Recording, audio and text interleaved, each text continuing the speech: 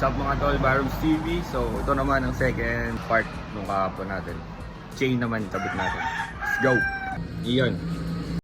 Ito yung nabili natin sa orange shop na RK na o-ring. Ewan ko kung legit to. Nasa 500 plus to 600 plus lang kasi yung presyo niya. Medyo mura pero ewan ko. Para may nabasa ako na pagka ganito daw yung lube. Pag hindi balot na puti, parang fake daw. Pero tingnan na rin natin, o-ring naman siya yun. May o-ring dun sa ano, yun sa gilid. Tignan natin kung hanggang ilan ang itatagal nitong odo na to. Yan, o-ring type. Para dito sa 1447 natin. Hindi siya ganun ka-grease na oh.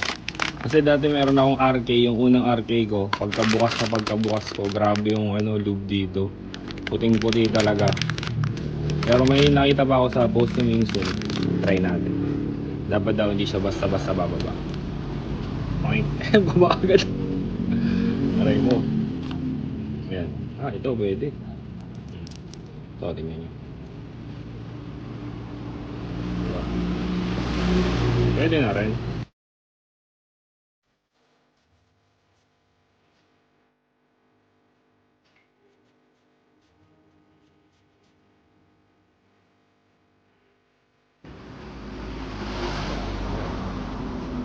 $130L yung chain na nabili natin. Ayun o. 130L. Tapos ang sprocket natin sa likod 47 teeth. May sobra pa siyang dalawa. So kailangan natin ngayon tanggalin to. Wait, ito pala ito. Sobra niya isa, dalawa, tatlo. Tapos dito sa point na to. So ito, ayun o, may sobra siya. Yan.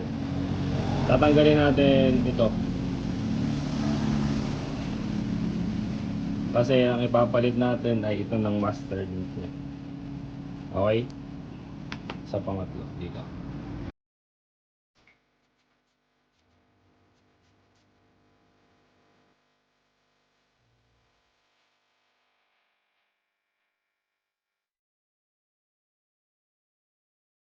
Tanggalin na.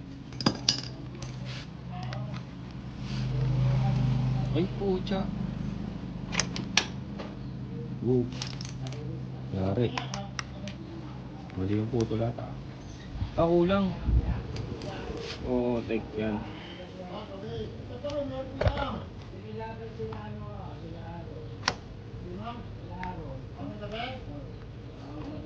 Kulang, mali yung putol ko.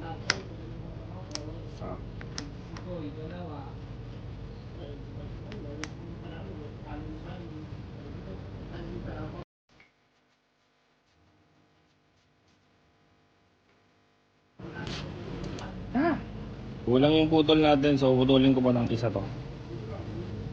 Para paldo talaga. Ito.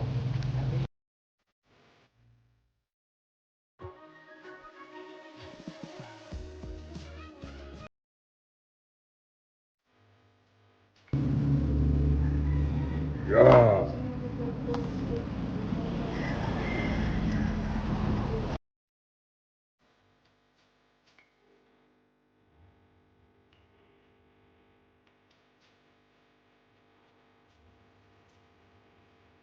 Aray.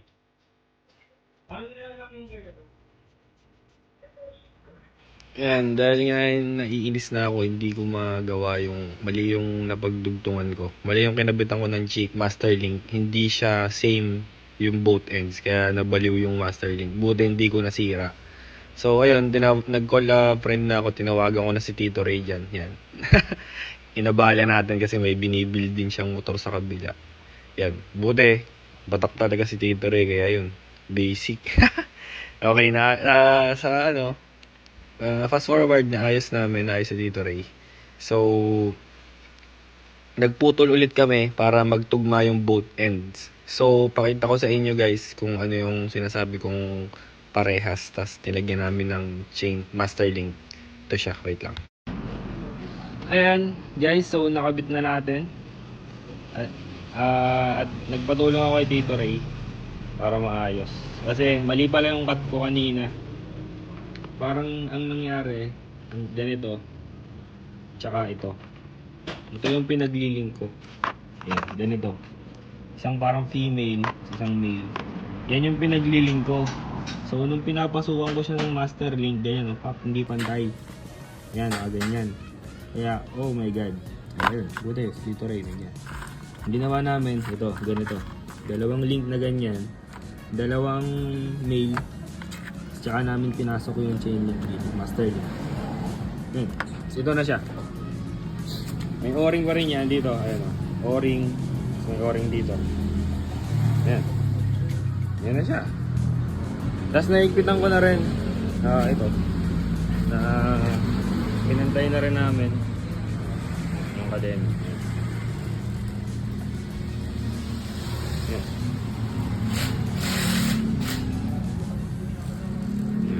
Diba? Sigpitan ko na lang to. Tsaka yung sa... Ito. So, ang ganda ng galing ng pag-adjust niya, hassle lang imag-ganon-ganon. Ito. So, kunyari, maluwag. Ito, tutulak mo to. Tutornilyohin mo to para umatras dito.